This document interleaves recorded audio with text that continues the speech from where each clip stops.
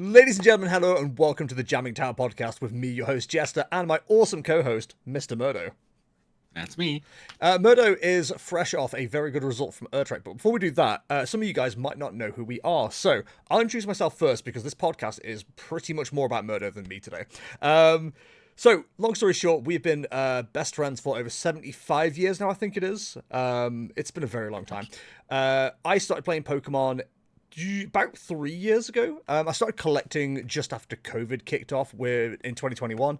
I just got a bit obsessed with like wanting to spend money again, which is, it happens. We all have things we want to spend money on. I chose Pokemon cards and somehow it stuck until recently, which I started spending a little less money on Pokemon cards. Anyway, got into the competitive side once I noticed a local Geek Retreat was opening. Played there until people stopped playing there, to the point where it was just me and two other people turning up, and then we were going, oh, guess we're just not playing then, because we don't have 4 people to start the tournament. So then I moved to a little place called Manaflux in Newcastle, which has been absolutely fantastic. The level of competition just like shot up, which made me better. I've competed in loads of regionals, not had a day 2, but got close twice. I've got 2 top 256s. I've got 3 cup wins to my name. This season, I filled out my best finish limit on cups and challenges, not with wins, but they're still filled out, which feels pretty good. And that's me. If you're watching this from YouTube, you probably already know me. You know me from the channel. I'm a streamer, mostly. And I'm occasionally funny, which seems to have people coming back, which is cool. Anyway, that's Mirdo. Yeah, I'm Mirdo. I have been playing the game since 2016, like late 2016 I got into it. Very spontaneously. I started by just playing like pre-releases. I've never done anything competitive, and I like at a pre-release I just met somebody who's like, "Oh, there's a regional going on like in a month," and back in the day you could get tickets like still fairly easily. So I got like just a ticket. I booked an hotel, and then I just went with a deck that I played on online, and I got together, and it was terrible. And then I went to another regional, and only after my first 2 regionals I started going to local league, because then I like out of the. I think next to me said somebody who's like, "Oh, there's a League Cup coming up near, like in village," and I'm like, "Oh, that's close to me, isn't it?" And then I got into chatting with them, and I'm like, "Oh yeah, it's down there." And then I went there, and then I met all the people that are now my friends, and now I'm here. I know Liam, I think for this or Jester for the similar amount, I believe, like around a similar time. Yeah, so I was streaming 2015. I think that's when you jumped into my first stream. Something like that. God, yeah. 10 years. Holy shit. It really is. Yeah. And I've tried to get him into it every now and then. We did do some video, like some streams, I believe, in like 18, 19, but that didn't really stick. Yeah. And then we started properly. Jester got the hook, and then I lined and sinkered, I guess. It's true. Is that the terms? I don't know. Hook, line, and I'm not a fisherman. I'm not a fisherman. Yeah, so I've been playing a lot of time since. A long time. Gone to a lot of regionals, for about 30, I think. 4 ICs, I think. Haven't been to Worlds yet. This year I finally gotten good enough to compete for it. Unfortunately, a bit bad luck at some regionals, and so I'm probably not going to have enough for Worlds, but gotten pretty close. It will be pretty close. Pretty proud of that. So we're not entirely sure what the structure of this podcast series is going to be just yet. We are figuring that out, and I'm sure we'll have the same teething problems that everybody has, but we're quite lucky in the fact that we were looking at starting somewhere in June, and then starting off with like NAIC predictions, season roundup and stuff like that, but we can kind of sprinkle that in as we go through the next few weeks, hopefully. But yeah, Mirdo is fresh off a fantastic run through Utrecht. I won't spoil the scoreline or the position. I'll let Mirdo tell you all about that in a second. But yeah, it's Pokemon has been like, I don't want to say it's been a uniting thing for Mirdo and I. I think without Pokemon though, we may have started to drift a little bit because we don't really have many games that we play together, do we? Yeah, I mean, we used to be doing a lot of like co-op stuff and playing some games together for the stream as well. Back in the variety days. But yeah, I think this like glued us much together now. Yeah, because you started to become like a bit of a one-trick pony anyway. Yeah. I did realize, like, back when you weren't playing the TCG, that when you had your WoW phases or your Minecraft phases, that we weren't really, talking that much those Yeah, days. Warcraft's one of the worst ones actually, because like I don't really have anybody I talk to about World of Warcraft. I just Yeah. kind of it's for anyone who doesn't know, it's an MMORPG that's been around for centuries. But it is very much a game that it should be played with other people, and Murdo doesn't play it. My partner doesn't play it. Nobody in my like close friend circle plays World of Warcraft. I play it by myself almost exclusively, and it's like, that's not how you're supposed to play the game. Play Baldur's Gate or something. You want to play like a game like that by yourself. And I'm just like, nah, I'm good. I'll play Warcraft by myself. Just play a class that gets pure. Anyway, this isn't a Warcraft podcast. It's a Pokemon podcast. So I'm going to show up for a while. I'll probably interject with a couple of questions from Murdo. But yeah, Murdo is going to tell you all about his Utrecht run. Murdo? Yeah, so the ingoing situation was like, I got my best results this year. I had the really good result at Gdansk with Jim Pao, where I was better than the best Lugia, which was really funny. Got a couple of day twos this year, which is better than most other years before. But I kind of, because like UIC went really bad, Stockholm wasn't great, Stuttgart also wasn't brilliant. Like the last few tournaments all went kind of meh.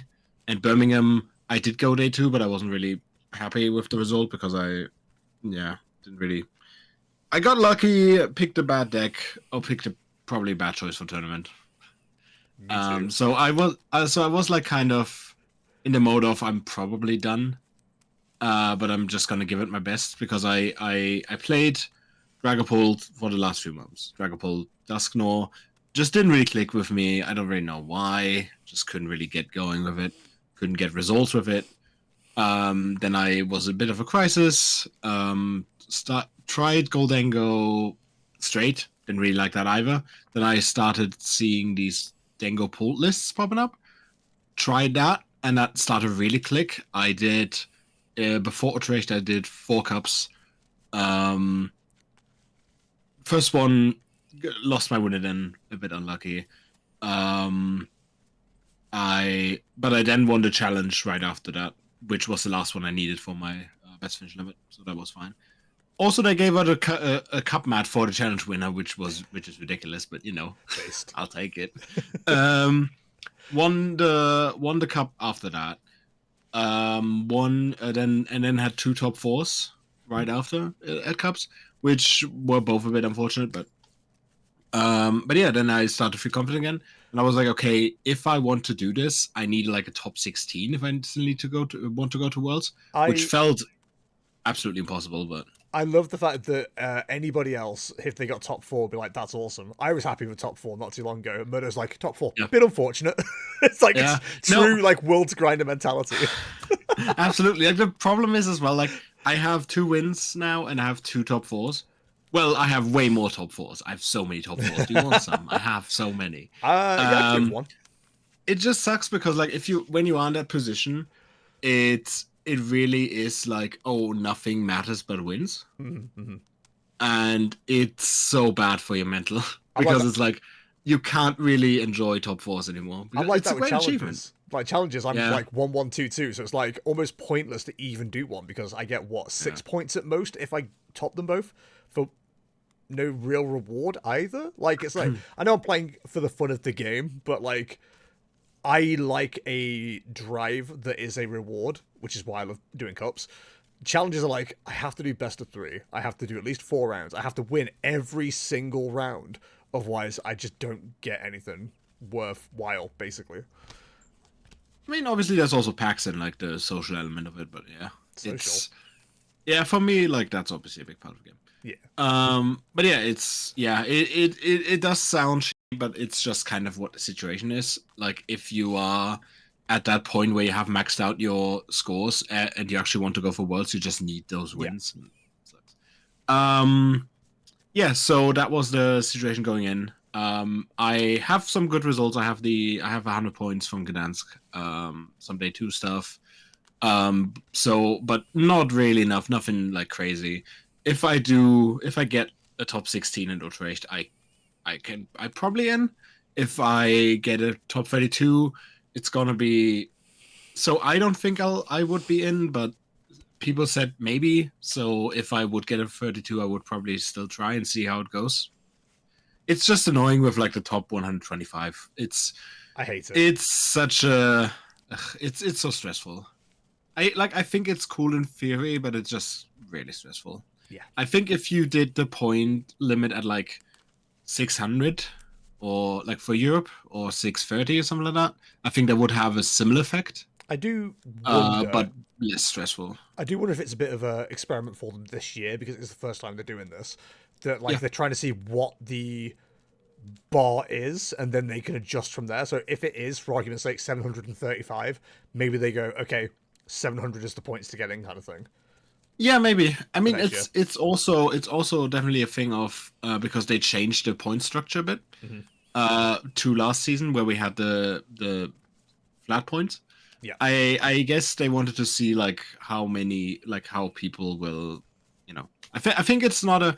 I do like the that it means more now, but it's like I think the effect of the whole shifting is so annoying. Yeah. But it also makes it a bit more competitive. There's less like incentive to push someone through because you still need to you always need to improve a bit because you're like even I think right now if you are at 650 or like 670 or something you're probably good. That's my assumption 670 maybe 690. It's gonna be the cutoff for Europe, but I can quickly find after Bologna and IC. I mean, it's hard to say right now because Bologna points Utrecht points haven't gone in yet. So. Yeah. But if I had to guess, cutoff is going to be at like 670. Yeah. Anyway, got a bit off track there. So yeah, I felt pretty good with the deck choices I made. Felt like I really flowed with the deck again, and like I just play best when I don't really have to think that hard, which sounds weird. And I don't really like the completely straight decks, like for example, like Old Bold. Like the new one is fairly complex and there's a lot of options, so maybe I'd like that. But like the Old Bold, how it used to be, I wouldn't want to play that because it's literally just the big hammer. Really flowed well with Chimpao back then. Or pretty much all my big results are with Chimpao. Because it had like all these options, all these things you can do. It snipes, it takes 2 prizes, it has 1 prize potential. It's just all around. So quickly for your information, at the moment the cutoff is exactly 650. Oh, so the on Seagrove's calculator, obviously this isn't updated. Oh, right. 380 is the current 125, adding the 290 for local results is bang on 650. So there you go. Coolio. Is that with the people removed at yes. Autumn Blitz? Okay. Yeah, alright. Yeah, so I like Dango Pulled is just really fun to me because it has like the 1-hit potential. I play a list that's very much more focused on also utilizing Dragapult, where a lot of other lists just put more Darkness Energy in to get more use out of Makidori. And it just really works for me at the moment. So I go in pretty confident, not really expecting much, but gonna try my best. And in the first round, I go up against Dragapult Dusknoir, which is fairly okay. Like, it's doable, but Dragapult, as you guys probably know, always has the option to just win games out of nowhere, and it's going to take forever, and you're going to hate yourself. And that's exactly what happened in game 1. So yeah, I kind of went ahead, but then I got stalled out by Badu and all that kind of stuff. Just couldn't really get going. I maybe made some misplays where I just attached too much energy just because I could. Where in that matchup you probably just want to hold energy more. because you need a lot of energy to take the Dragapult knockout, and they then can punish that by using Badoo. Probably Unfair Standby Ono and then Badoo to get you stuck a bit and set up more stuff in the background. And that just kind of like, I probably should have kept more energies in the deck, because like when they were Badooing, I couldn't really do anything because I had no energy in the deck. One was priced and the rest was in the discard. So it's like, maybe I made a misplay there, just attaching to everything. And I believe second game, I just couldn't win. I don't quite remember. Yeah, so I lost that first round, which I don't really mind. Like, first round loss is usually good luck for me. Did that in Gdansk as well. I don't know, usually round one just goes bad. Also, I just felt like I was playing fairly well. Obviously, again, as I said, maybe a few misplays, but like those kind of things, if you notice those like fairly minor things going wrong, it's a good. I think it's a good sign, because you just know your deck well, and you like, and I think those kind of moments you learn from the best, at least for me, in my experience. I get that. So next, but the person I played against, very lovely. We like catch up on each other every now and then between rounds. They also made it to day 2. I don't remember where they ended up. Maybe I can check that, but yeah. So next up, we have a very lovely man from Germany, who played Slow King, which is not a real deck. Based. I'm sorry, all Slow King believers. That deck is garbage. Yeah. I took 3 prize cards with Monkey Dory because I had nothing else. And I think I was Monkey Dory attack for 5 turns. No bench Pokemon. I didn't lose. Slow King's bad. Don't play it. I mean, it's fun. It's the fun, most all gas no breaks deck when it gets going. It's insane, but like it needs I'd say it needs to find on turn 2 7 different parts, and the likelihood of it happening is not great, because the draw engine, while it is NG acceleration, isn't good. Xatu looks really good on paper. It just doesn't have the right partner. I don't know. Xatu should be brilliant, but it isn't. It's a similar issue I have with the engine. I forgot River Room, because there's a condition to the draw, which, for example, Bibarel didn't have, which is why Bibarel was so good to get you out of an Iono, for example. Yeah, like Xatu doesn't really do that. No. And neither like draws 2, but the condition is it's got to be on the bench. So then you got to move the thing that you're powering up, and that isn't always easy either, because then you're like, oh, I need to find the rescue board. But if you're not finding the rescue board, then what are you doing, kind of thing. Like, that's what I mean. Like, you need the stadium, you need the tool, you need the NG. Like, there's so much. Yeah, also, it's like, after they cure him, you can, if you just don't take the knockout, you can also just, like, get him stuck a bit and just take your time for a bit, because it's, like, they don't really have space to play switches. They do play Jet. Yeah. Which is good in that deck, but yeah.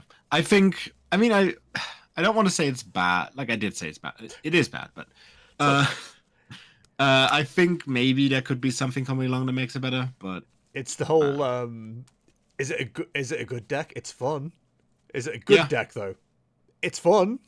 Yeah, that's me and Champal in current format. Yeah, absolutely. Yeah. Yeah, it's I also don't think, like, even if it works, it's a good matchup into Dingo. No, couldn't really tell you, but no. I doubt it. Yeah. So that went. I then come up against the mirror match, which is something that I actually practiced. So I lost in the mirror in the top 4 of one of the cups the week prior. And the reason I lost that was because, one, I was feeling like garbage. I did not feel like I was playing good all day, and like also didn't feel good about being there. If I gotta be honest. And I just kind of did stuff and didn't really think about it. And I did like the really big error in the matchup, which is attacking, like getting a stage 2 on board first, which is what you don't want to do. I think that my list is pretty good into matchup, because I would say your best option is to attack into whatever gimme ghoul or whatever the hell with the cloak. Yeah, that's probably your best bet to like force them, because then you like what you want to do is TM Evo, like go second TM Evo onto 2 Dracloak, just set up, try to get like an attack going with one of them to take the first prize card. So then they also have to set up some sort of attacker, and if you take the first prize, you probably win, because you can either if they also manage to knock out with a 1 prizer, which is going to be tough, you still go into the lead, because you then are on 4, and they will then like reply to that, go on 3, but then you go on 2, and then you're ahead. Yeah. But then it's just chaining the knockouts, which is what the deck just does. Yeah. So I play 2 Psychic Energies and a Fire, so setting up Dracloak fairly easy. I also play the Crispin, which a lot of lists have cut, but I just feel it feels too good to not play. So I worked on lists with my coach Jesper Eriksson, who's also pretty famous in the space. And he said basically to don't play Crispin, play Second Vessel. But I kind of disagreed. I just feel like there's so many options lost if you don't have Crispin. Yeah, I like. But it's very much a personal preference. I think the Crispin, just for the whole like being able to go Monkey Dory and Goldengo in one turn, is just so powerful. Yeah. Also, just like being able to, if you missed an attachment at some point or anything, just to like rectify it a bit. It's just good as an option to have. Yeah. Is it like objectively the right card to play? I don't really know. But yeah, I won the mirror, played it pretty well, but also my opponent had a bit of struggle with setting up stuff like that. So a bit of good luck, but also I think I played that pretty well. Yeah. 4th round is against Pole Noir. I don't remember that. I won, so that's good. It was probably just like a run-of-the-mill game then. It was just like things happened. Yeah, because I believe so. If you don't remember anything special, then it was just a game. Yeah, it might have been just a normal game. At that point, that's my 3rd deck in 4 rounds with a Dragapult in it, and my 2nd straight Dragapult, which will become a theme. Do pay attention. Yeah, so maybe I just kind of cut it off because of that. Dennis was actually playing Dragapult with Dust Noir. Yeah. You said straight Dragapult. Yeah. That's straight Dragapult for me. Straight Dragapult. Oh, the other one is technically... Yeah, whatever. Just a Dragapult deck. Your 1st and 4th were Drag Dusk. There you go. Yeah. So that was fun. I remember him being a really nice guy. I absolutely do not remember the round. I don't know what happened. I'm so sorry, Dennis. Maybe I just get a brain blast and it'll come back to me. But round 5 was against a nice Austrian person who played Goldengo, which I believe was not a direct mirror. No, it was a deck I didn't know about at the point, which is Dengo with Cerulege, which... I workshopped that early. Huh? I came to you with that very early, remember? Yeah, I think so. Like, I believe I still have the same feelings about it, because I think it's a clever combination. But I don't know if it solves any of the problems Dengo has at the moment. Because the more I think about it, like, yes, it makes it easier late game, but like getting out of an Iono or anything isn't really your problem with the deck. I think like I rarely really get stuck late game to get my energies back. Yeah, it's better against like Badu. Like I guess it's safer against Badu, but it's like the only use case really. It just stops you from needing to recycle energy, I suppose, is the way to think about it. So if you do get late Badu locked, you do just go Cerulege, because that's how Badu gets a lot of decks. Like people always think, oh, the item lock early on is the problem, but quite often it's you've used all your resources, Late. or then you're locked out. Like you can do it with Bolt, you can do it with Goldengo. There's a couple of decks you can lock out late game with Budu. Anyway, carry on. I do think the problem is more just getting locked out late. Absolutely. With Dengo at least. Same logic with Maractus as well. It's like these are tactics that punish you later than they do earlier most of the time. Absolutely. But yeah, I think it's probably better into some matchups. I don't think it's better for the mirror. I believe the Pult line is just a bit more consistent, especially like to be able to go to the like one prize route in the beginning. Yes. So you could force the price advantage. I believe at this point we are also at Monkey Dory knockout count number 5 or 6. Like I have gotten so much value out of Monkey Dory. It's insane. Absolutely crazy how good Monkey Dory works as an attack and deck. And also, there's gonna be a cameo from another surprise attacker later down on day 2. So stay tuned for that. Oh Jesus, that was really funny. Right. Yes, so that was my round 5, fairly normal game. I think I beat him to 2-0. Like I said, I think I just at this point I'm really much in the groove. I just kind of play it down. I don't really think about it too much. I just do it because I know exactly what I have to do. It just feels really good at the moment. And then I hit Dragapult, which was like without Dusknoir. So that was like a straight Dragapult. That was straight Bolt, yeah. I didn't even tweet about that. Yeah, I just completely forgot to tweet about it. I didn't really feel like tweeting that weekend, not gonna lie. But yeah, I played against the straight Dragapult, which ended in a tie, which was a bit annoying because like I was trying to very much like because obviously my goal was top 16, so I knew that I can't really go in with like the least amount of points into day 2. But I mean, if it happens, it happens. What you're gonna do about it?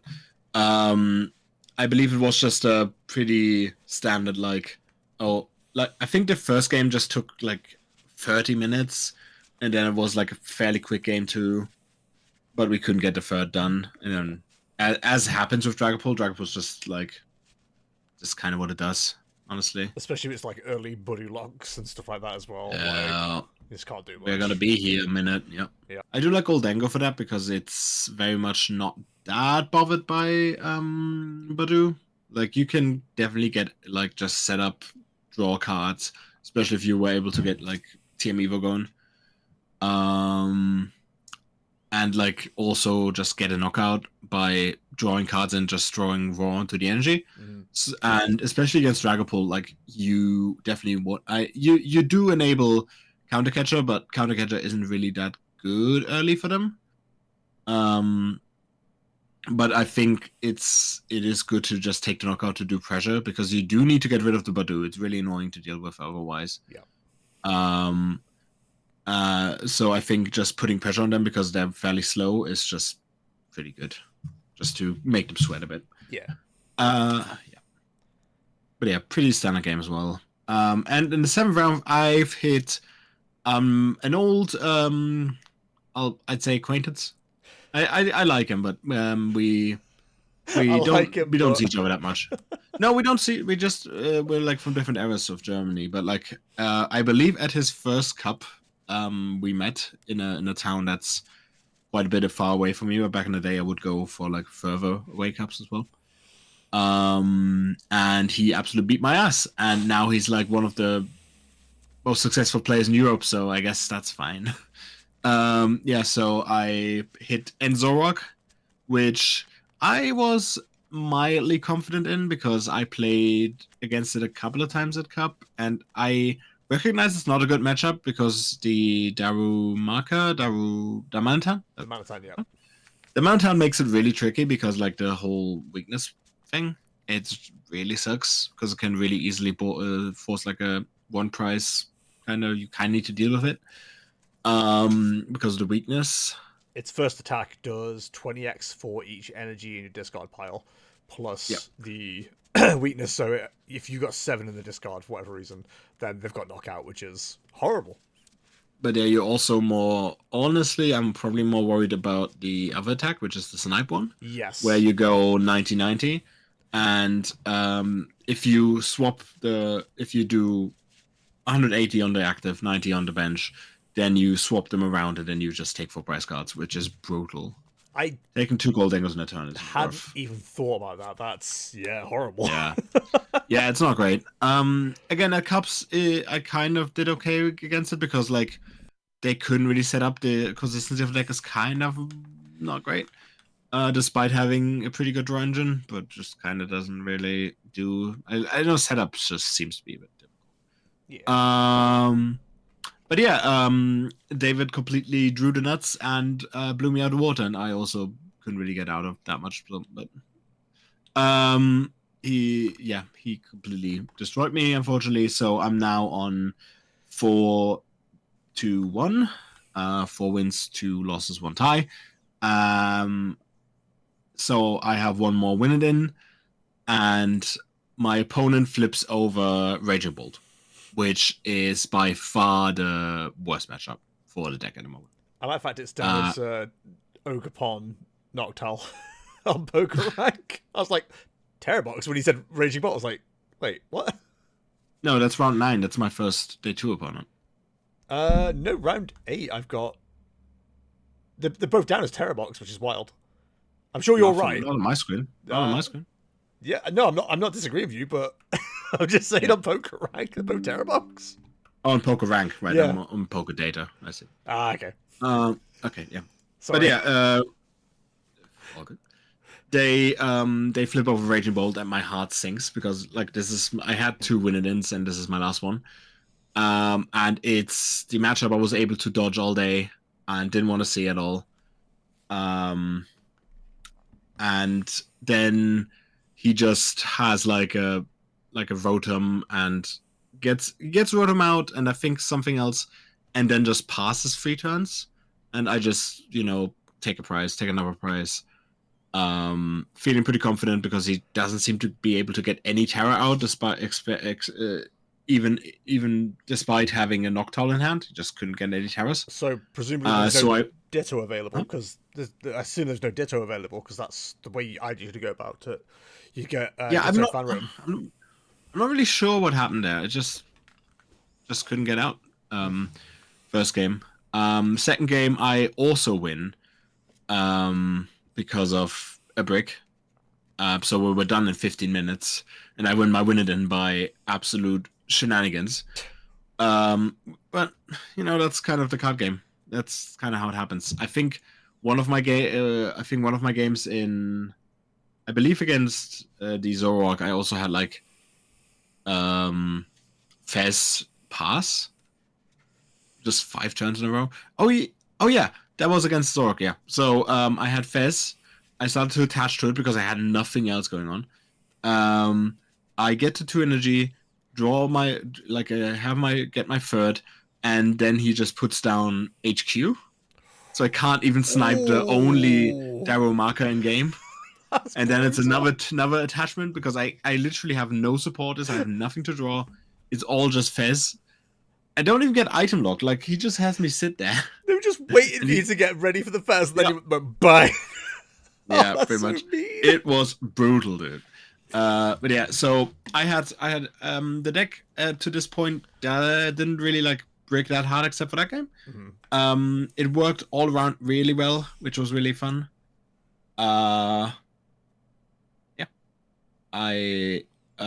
But obviously like consistency happens, mm-hmm. and I think Raging Bull is also a bit like susceptible to consistency issues from what I've heard. Yes. So I think as is every Noctowl engine to a degree. When especially if you like Raging Bolt have less Terra Pokemon in the deck as well. When you rely on finding 1 Terra Pokemon to get your game going, and you can't find a Terra Pokemon or a way to get it, it's horrible. It's such a bad feeling in the game right now. I think there is like Goldengo has a similar issue where there's a lot of good cards in the deck, but you have a pretty high chance of having just at the start have a hand of good cards, but not right now. Yeah. Like there's so many Goldengos in the deck that might not help you if you don't have any gimme golds. There's Dragapult, there's like your endgame supporters, there's the retrievals which you need like mid game, late game. And they can really clog up the hand if you can't really get going. It's a bit better with Dengo because obviously you have like a great draw engine built in, so it's usually fine. But you can really get stuck at points. But yeah, so I made it to day 2. I'm very happy about that. Again, a bit shaky here and there, but I felt pretty confident. I know that for even an outside chance of getting the top 16, I need to go 4-0 tomorrow, and that's kind of what I'll try. But feels very much impossible as somebody who's like not that successful in Pokemon. Like, success is very subjective. Like, people would say, oh, he has like, I think in total 8 cup wins over multiple seasons. People would say that's successful. People would say having a top 64 at a regional is successful. But I think the more you get success, the higher the bar gets for being successful. Because you always compare yourself up, which is not really a healthy state of mind. I'm trying to get myself not to think like that. Because it's not really good. I think that's a problem for a lot of people where you don't step back and appreciate what you've achieved. And again, I'm guilty of this as well. Like, I look at how my point total is for this year versus last year, and it's behind. It's not as good. And I've done more regionals. I've done less cups, blah blah, but I look at my best finish limits for locals and I'm like, oh my god, I'm significantly better than where I was last year as far as locals concerned. So it is learning to be satisfied with what you have, but also not being complacent with what you have as well. That makes sense. Oh, absolutely. Like, there's a balance there. I think there is a bit of a balance of trying to be like complacent and also like striving for better, but also realizing that it is a card game, and that what you have achieved is very valuable. I have struggled with that a lot. Like, even after I got my top 64 in Gdansk, I didn't really feel like it didn't feel that rewarding somehow, even though that was by far my best result ever. And I did it with a pretty creative deck, pretty cool list that me and Marius built up. Shout out. And you also did it with like getting into Gdansk at 1 a.m. Like, there was so much stacked against you for that tournament. I think Gdansk needs to be its own story at some point. Yeah, we'll definitely go through those at some point. Yeah, absolutely. Yeah. So I also bonus funny story about day 2. I noticed on Saturday that because I booked a place to sleep at that wasn't in Utrecht, it was like a bit out because I want to save some money. So day 2 starts at 8:30. The round starts 8:30. The train comes into Utrecht at 8:23. The first one in the morning, or 8:25 or something like that. And I'm like, oops, I'm not gonna make that. So I asked the judges if there's anything they can do, like if I can get like an early extension or something like that, but they don't really budge on that, which makes sense. So the day starts with a €50 Uber ride, which is fantastic. Yup. But yeah, a bike. Huh? You should have got a bike. Cycle. Yeah, that would have been like 1.5 hours or something. Ah, I'm not that fit. I'm not that fit. I did think about like taking a bike to a different station and then taking a train from there because there would have taken like earlier trains there. But yeah. I just kind of bit the bullet and took the Uber. Yeah. So round 9 starts with against a Belgian player who is telling me who looks really like tired, and they also tell me they like barely slept and weren't really, they were happy to be in day 2 but weren't happy to be existing at the moment. I think. But yeah, like nice person. Like, I'm like that day 1 sometimes. Yeah. Coming from me around 1 at 9 o'clock. Yup. Yeah. So play against Terrorbox. It's a matchup that I also practice a bit. beforehand because it was one that I'm worried about. It is very much back and forth. It kind of depends how it goes. I There's a lot of stuff to look out for, which I absolutely forgot about to look out for. Like for example, Lily's Clefairies also can be very difficult to deal with. If you go wide with the bench, and I just kind of forgot about Lily's Clefairy existing. Not gonna lie. That's a theme. Me forgetting about very important cards and matchups is going to be a theme that comes up later. I I do win, I believe 2-0.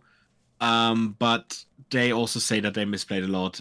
It was really difficult games. I think I had to like come behind 6-2 in one of them, just kind of like stall them out, boss's orders, like do weird stuff, set up with Dragapult to do like multi-price turns, break the Pikachu with the Halucha, which again is also one of the a bit more wacky cards in the list, but I think feels pretty good. Breaking Pikachu. Yeah, I mean you need to like just hit it somehow. So I know what you mean. It's just very funny phrasing. It is a Halucha is incredibly good in that matchup and also in Joltik box because you can either go the way of just hitting it before they attack, or you hit into it. They attack, so you attack into it. You do 190, then they pull it back, and then you can like just take 4 prizes in a turn, which also can be really good because you then kill it with Halucha, and then you maybe put 10 on a Fez, gust that in front and then kill that. Makes sense. And then you're 4 prizes, and that's really, really strong. And also at that point, you might be like at a 6-2 difference, so you can also like Iono them, and they might be stranded for a while. Because the draw consistency of Terra also really hinges on Noctowl, as we discussed before. And Noctowl engines can just be, especially late game, if you disrupt them, can be really flimsy. So that's kind of how you win the matchup. Noctowl engines are very interesting because the amount of times I've done this Raging Bolt as well, where I'm like, okay, I need this specific card. I'm gonna play down a Hoot Hoot, and your opponent knows immediately what's going on, and they're like, okay, I'll just knock out the Hoot Hoot, and then you're like, hope the Fez hits the card I need here because otherwise I'm screwed. Yep. And the problem with current Raging Bolt, because most people don't run Squawkabilly, for example, is you don't have a thin deck by the end of the game. Like old Raging Bolt, you'd have maybe 6 cards left in deck. You'd be like, well, I'm bound to hit it somehow. But now it's like, yeah, you are cherry picking. Like the deck is a little bit more skillful, I'd say. But it's also way more susceptible to disruption in the form of taking out your engine. Whereas before you were like, oh, okay, you've taken out this. Cool. Anyway, here's Fez. Here's like 6 cards left. I'm going to see it off this or the Sada and get game kind of thing. Yeah, I don't really like it for that reason because it does feel a lot like it's either all or nothing. But yeah, it's obviously a good deck. Like I don't think it's a bad deck. It just has its issues. But at the moment, every deck has some sort of weakness that's quite easily exploitable, which I think is fairly good. Yeah. The only deck that doesn't have that really is Dragapult, but I guess that's like low on initial damage output. I guess that's the pushback there. I think the way people are building Dragapult, they are giving people a weak spot. Like them not including Rare Candy or dropping Crispin, like not having energy acceleration. Yeah. That is a big one because like if you can remove energy off the board for Dragapult, they can't do anything. Yeah, so I win that. My opponent was nice, but they were very annoyed with themselves because they're like, oh, I misplayed this, misplayed that. A bit of luck on my side. It happens. Again, part of the card game. Sometimes you are the fool, and sometimes they are the fool. Happens. Next round. I sit down, and in front of me is the most excited Frenchman I have ever seen. Such a incredibly nice and just so happy to be here. He tells me about that he started like a year ago to play with his daughter, who's like in day 2 of juniors as well at the moment, and we're just having a great time, like talking shit and the most ridiculous anything that I've done all tournament happens here. They flip over its Dragapult and Charizard, which I haven't really played against much. I kind of dismissed as not being real, but I'm very wrong about that. Oopsie daisy. There's just so many decks to keep track of at the moment. Boy, howdy. It's all variants too. Yeah. And I kind of thought, oh, it's just like Charizard is generally a good matchup, so I don't really think about it. Because I forgot about Chi-Yu, or as I like to call it, that fish that I hate. That damn fish that I hate. Le Poisson Steve. Huh? Le Poisson Steve. Exactly. That damn fish that I hate didn't come up in game 1. I don't remember the so I did win the round 2-0. I don't quite remember if it happened in game 1 or game 2, but I had a bit of a problem again. Like I think it was game 1. I started Iron Bundle, and I had the one gimme goal, and I think like a TM Evo, so I was able to evolve that, but not much going on in my hand, except for the Crispin.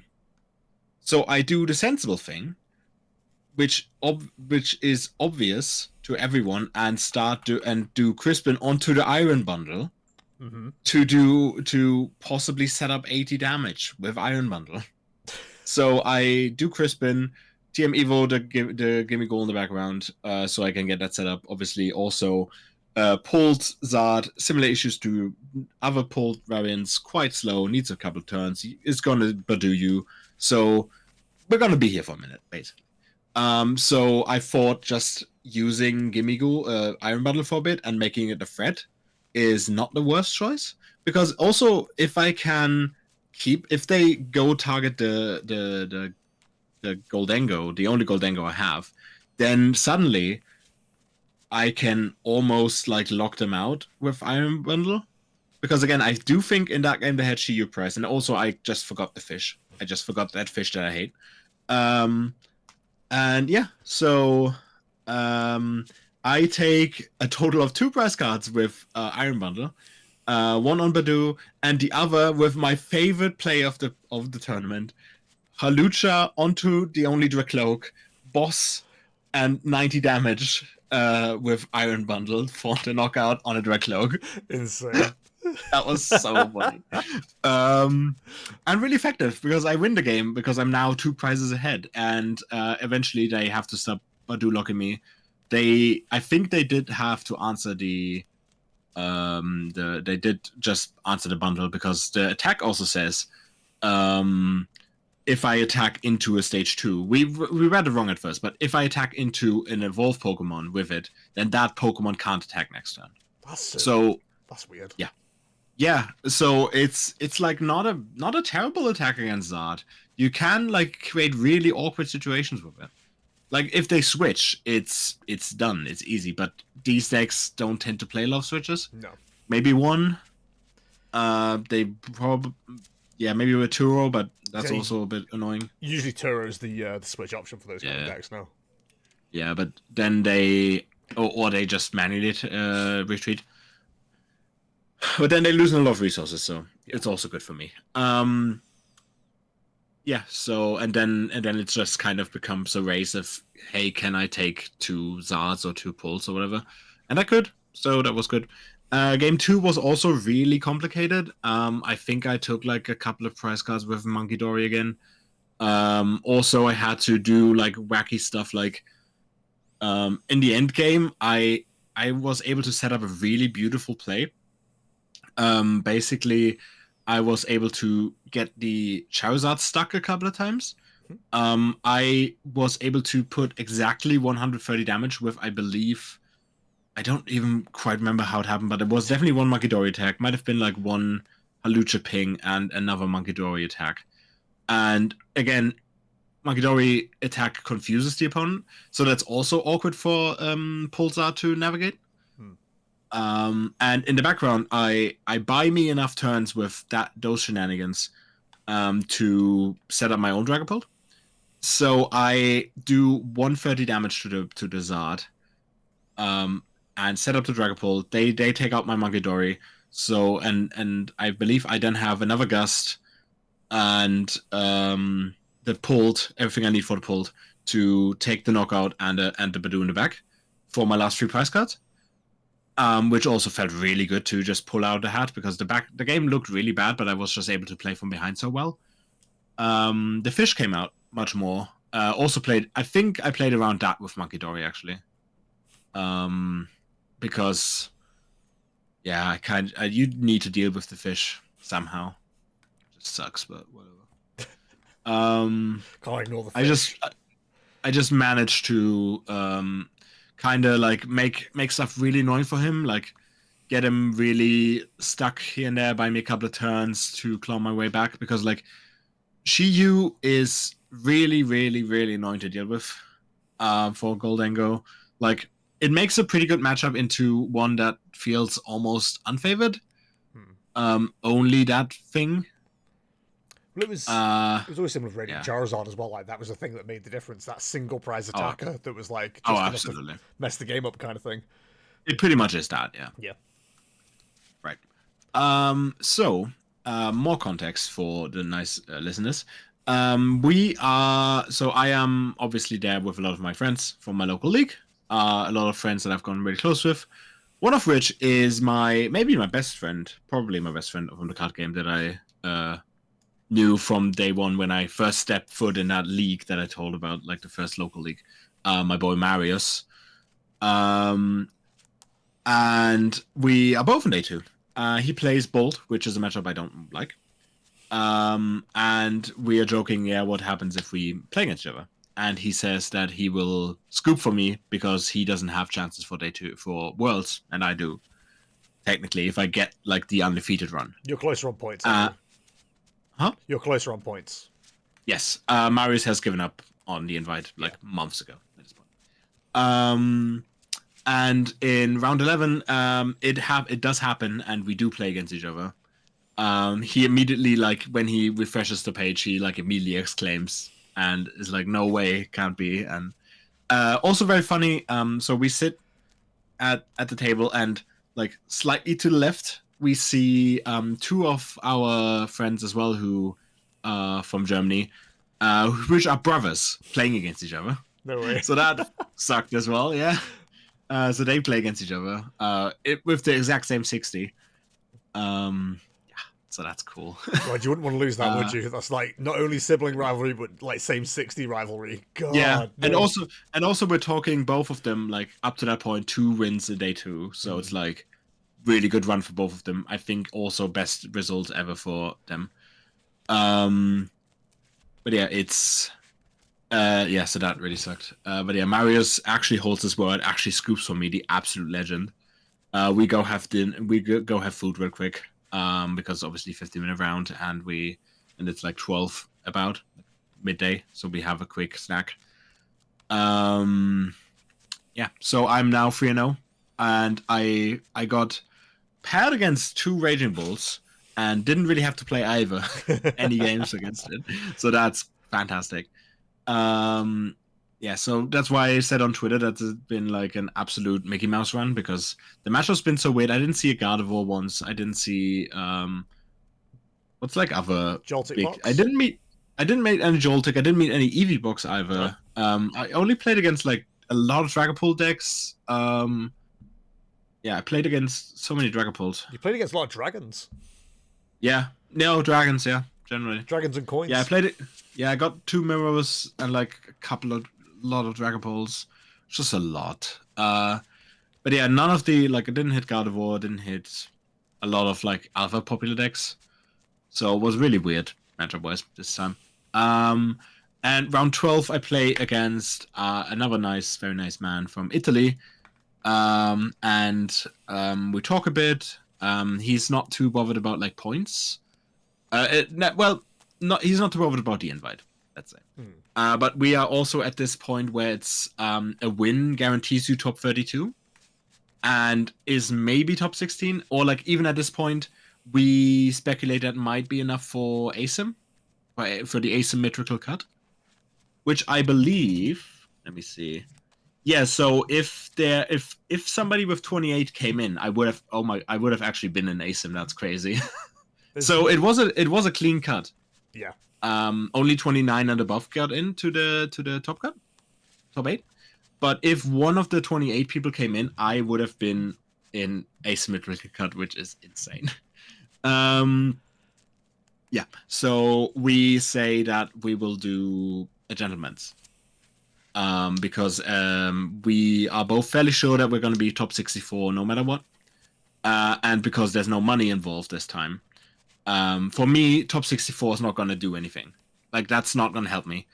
Top 64 and top 128 is the same amount of packs. There's no money on the line anyway. Top 32 and top 16 gets 2 displays. 64 and 28 gets 1. So there is an incentive to, even if you're not hunting points, to get the better position. Yeah. And we figured that a tie will lock us both into the top 64, but not much else. So we decide on doing a gentleman's. First game goes incredibly long. It's a Dragapult with like your Ursalunas and Monkey Dory and like that kind of more straight Dragapult, toolboxy, whatever you want to call it. Like, you never really know what to expect from that kind of thing because there's just so much versatility there. I think there's a lot of possibilities for like really wacky stuff. They didn't really play anything too surprising, but yeah. And I win first game in a very long game. I think we took like 30 minutes or like 25 or something.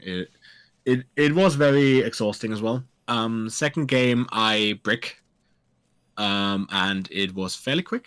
And then we go, and I just couldn't really recover from that. And then we go into game 3, and which went down to the absolute wire. We decided to do gentlemen's on prizes, which I was a bit shaky on because I do prefer board state, but he was, in this instant, it was correct to do prizes. I think it's also just a bit more clean. I do agree with him now. I think sports state is a bit more subjective. I think it really depends how it like plays out. I think it kind of like in a mirror as well, or what is pseudo a mirror with 2 Dragon Balls, whatever. I think it's fairer to go prizes as well.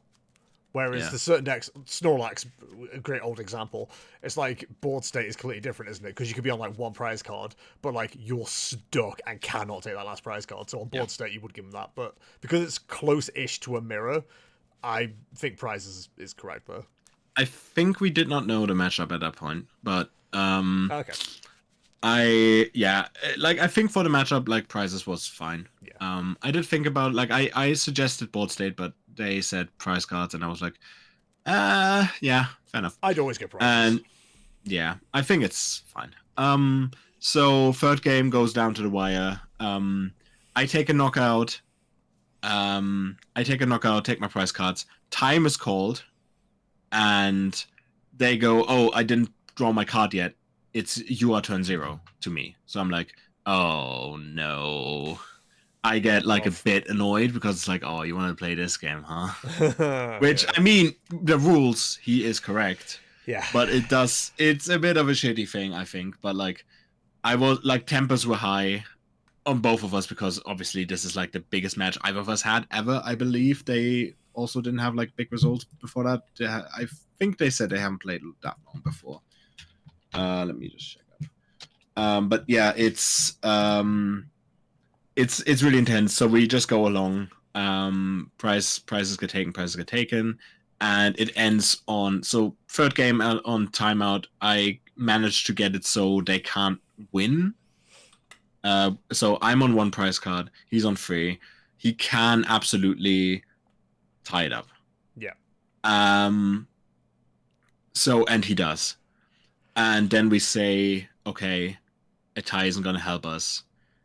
Would you mind if I do my 4th turn, see if I have it, and then we'll talk about it? And if not, then we'll see. Because obviously, because I do have, because he then takes a knockout with the bear. So if I get, like, either a gust to take anything 1 prizer on the bench, like a cloak, and like a little bit of energy recycling, I can win the game easy. And I pull in front, I play everything I can, fin the deck with like Poffins and stuff like that.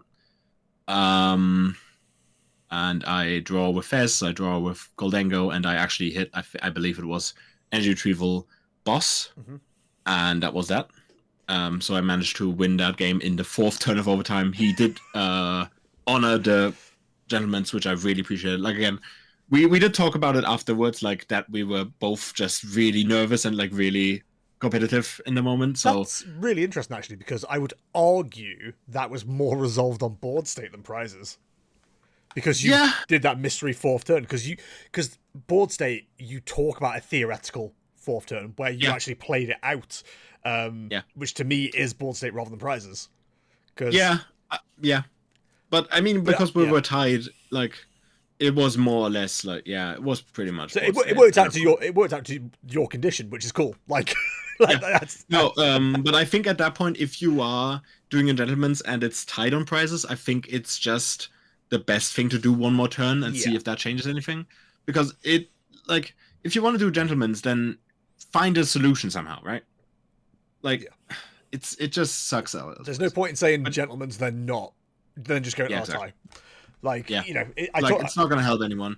But yeah, we talked it out. We were both really like we had fun games. I really enjoyed him playing against him, and I really appreciated him honoring the thing. And he did manage. He was bang on 64th in the end. So he got a good result as well. So I'm happy for him. Nice.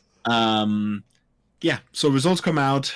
I go see the sheet.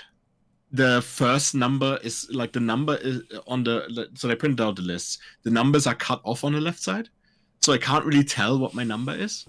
So I'm like a bit further away as well. So I count, like I see the bold ones and I count down, like 9, 10, 11, 12, and then I get to me and I'm 18, and I'm just like I'm very happy because it's a crazy result, but it's so unfortunate because man, it's so close. I looked it up now as well. I apparently am the lowest with 28 points of all of them, which kind of sucks. Well, I can tell you were the second best Goldegger Dragapult player. Yes. So that also sucks. I'm not even the best Dragapult Goldengo because the other guy, because the other Goldengo pulled is 17th. Absolute. In positives, you did beat friend of the channel, Daniel Powell, who came 20th. Yes. Yo. Shout out to Daniel. Shout out to Daniel.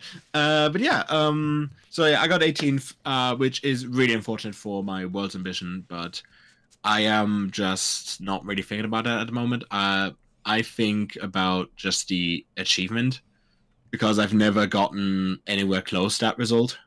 I could have gotten a similar result in Gdansk if I won the last round and tied, but yeah, didn't happen. And as I said before, like I didn't even realize in a moment, but I would have absolutely been an ASIM. I got 1 point less than the top cut, which is just so really unfortunate. But I am very happy in like a more spiritual sense, if that makes any sense. Like it's very much like, oh, I achieved what I set out to be. Like I got a really good run, but also like the pressure of going to Worlds does not come with it. If that makes any sense. Yeah. Like it's a bit of the accomplishment of getting it done and like getting such a great result, but also the release of, okay, I probably don't go to Worlds, so I can just kind of chill. Don't have to think about either the time nor the money that comes with that. Yes. Because, oh boy, going to California in August, that's not cheap. No. Absolutely not even a little bit. And also living there and also probably having to rent a car because you don't get trains. Yeah. So I am now on, I believe, 609 from my calculations. I don't think Pokemon.com has updated yet. Maybe they have. But I should be at 609. I still have 2 cups to improve on. So 2 top 4s. So I can get to a total of 645, which I am pretty sure is not going to be enough. Yeah, 615 now is the cutoff. Then yeah. I think the biggest issue, we can talk about this in a future podcast, but I think missing out on international points. Oh yeah, probably the nail in the coffin though. I basically like wrote it off when I didn't do well at EYC. You're not I knew that you're not doing baloney, are you? No. I No, can't. so I can't. no, of course. I think if I had Bologna to improve on a 40 or even a 60, if I did anything at Stockholm, or like at any of the other regionals where I just shit the bed, I just didn't have the results. I had the 100 points from Gdansk. I had two 60s and a 40. It's not that impressive regional wise. I had two really standout results, and the rest were just kind of there. Yeah, I needed just more 60s, maybe an 80. Need more day twos. It is a very competitive class this year, and I think I'm at the point where I definitely feel better about my chances of going towards eventually. Hopefully maybe next year, but it was a really long season. It was a really draining season for me. Especially the winter part of the winter leg of it all just didn't feel good for me mentally. It's kind of the problem for us in Europe as well. Like most of our stuff is, especially the regionals, are in winter.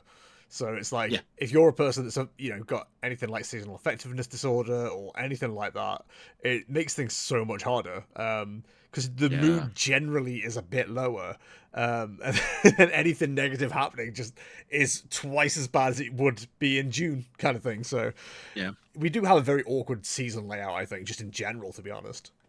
Yeah. I'm generally like working on myself a lot at the moment. There's a lot of stuff I need to improve on. Need to put like more focus on stuff. I need to prepare better, and not only Pokemon, just general. I will try and get to a point where maybe I like the problem as well for me was like I did a regional every month pretty much for most of the season, and that was quite draining. I'm not gonna lie. It might be better if I would have approached it differently. I think I just kind of like every month I went, oh, I just need to get through this month, and then after the regional, I'll chill, and then the cycle continues because next month there's another regional. Yeah, and I definitely need to like just get a better get.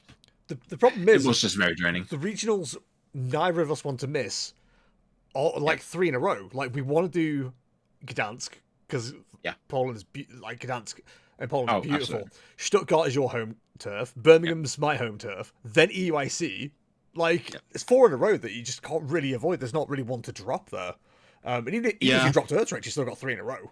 So, like I did. So I did think about it, and that is a bit of the issue. I don't think doing one a month is bad. It does suck on the money side because that is quite a lot of funds you need, especially if like me you don't get money from the tournaments. Unfortunately, I never got into the money this year. Maybe next year. I think it's possible. Now that I shown that I can get these results, I think maybe we can get there. But unfortunately, Utrecht didn't pay money. It only gave me 2 booster boxes, one of which I opened. The other one I'm keeping still. How much would that have been? Was that $1,000? Top 32 would have been $1,000. Top 60 would have been 2, I believe. So the way to think about it is 32 kind of covers the trip because you obviously aren't getting all of that with taxes and stuff like that. So yeah, of course. But that would have been really nice, especially if I would have gone to Worlds. Stuff like that would have been really nice. I think that's like a really good goal for like anybody who wants to play Pokemon competitively as much as possible. It is like make it self-funding, which is top 32. If you consistently get there, you're feeling pretty good. I mean, I think you can, like, if you are quite cheap, you can get to a point where you can not quite pay for the entire trip, but like if you go in and you get a top 128, it's a display. Yeah. And that will pay you, and you can sell that at the venue. Like, for example, they had signs out. All the vendors, there were so many vendors that all had signs out. We buy your displays for, and most of them had 135. Some did 140 apparently. In some places, that's a hotel, isn't it? Yeah. So that's like your flight or whatever. Yeah. Done. And that's like, I think top 32 is very, very difficult to achieve. Because again, you need like most of a clean run in day 2. But because chances are you're going to go into day 2 with a 5-2-1. Or 32 with like the lowest realistically is X2-1, isn't it? Maybe 2-2. let's see what this. I mean, it depends on size, obviously, of the tournament, Yeah. but Utrecht was on the smaller side. Okay, so 32nd this time was 822. Yeah.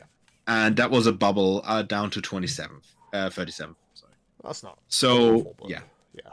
no, but that's two. That's also two displays, so that's like 100, 200, or like $300. Well, you say depending almost on- 300, so that's not too bad. Yeah. Yeah. So I opened one. I pulled a Volcanion Aldard and a Golden Zoroark. I don't know. I think Volcanion is like $30, and I don't know what Zoroark's worth, but yeah, did it more for the fun of it, and also I gave some packs to my boy Marius because kind of owed him one.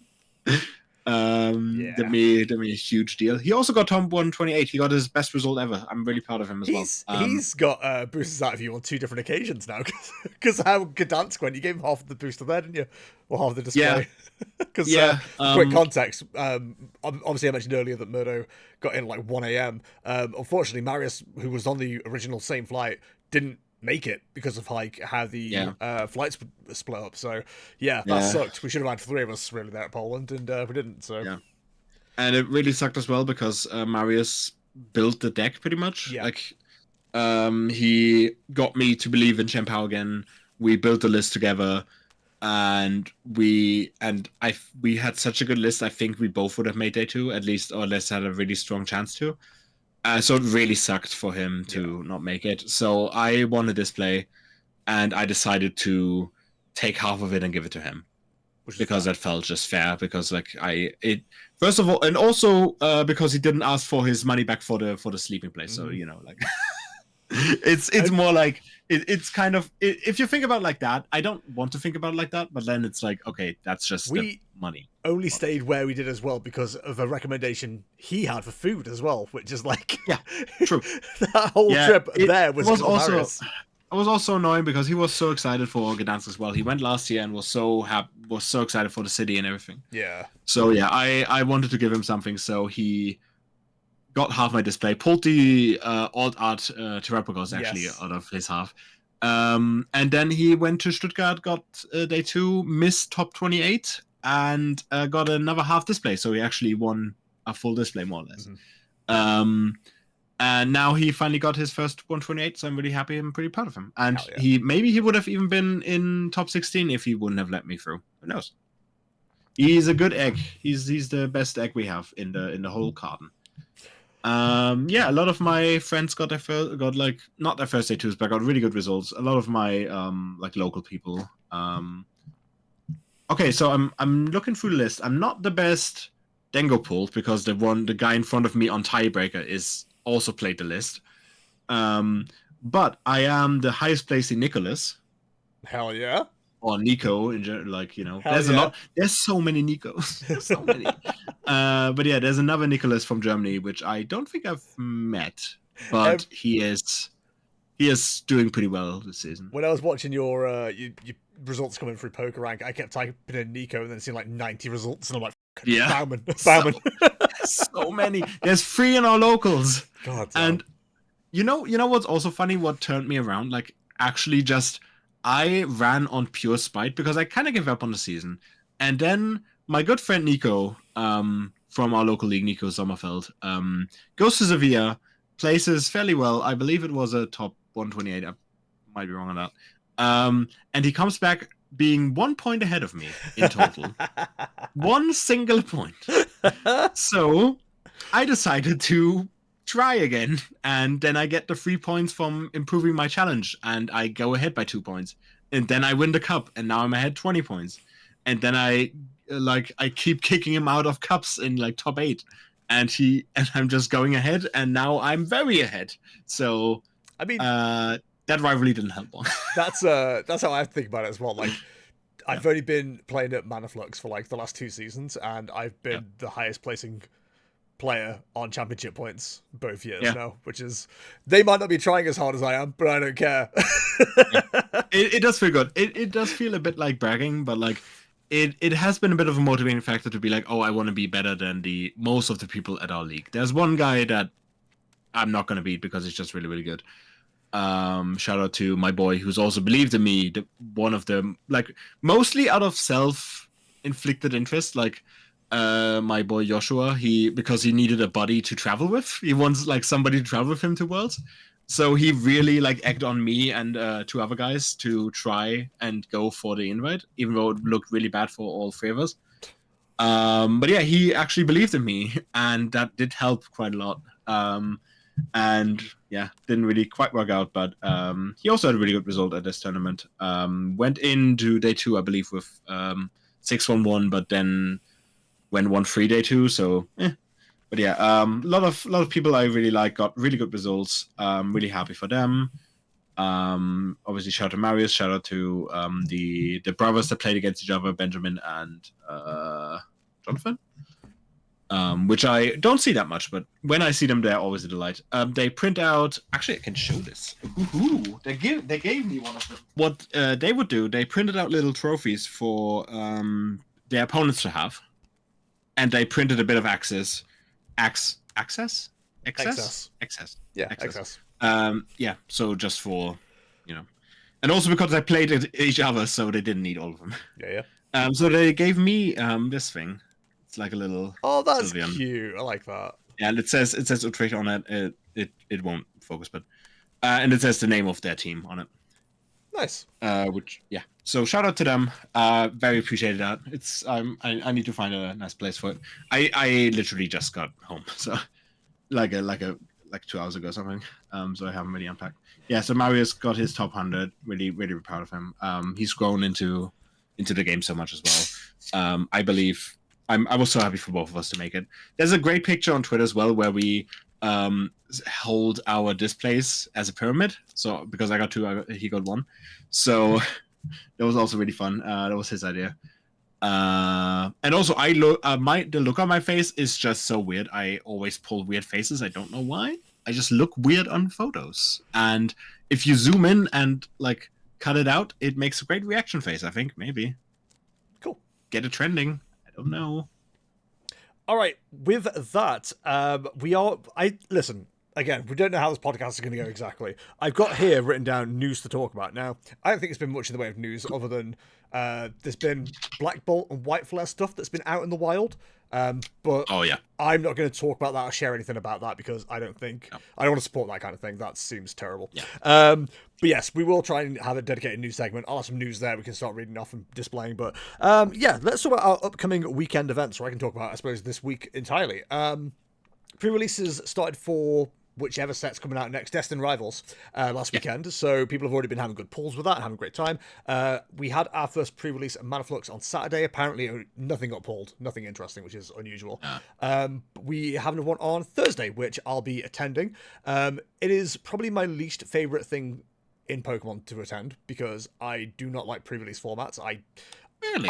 I'm very weird. I do not like alternate formats at all. I play standard, and that's it. So even pre-release I find quite annoying.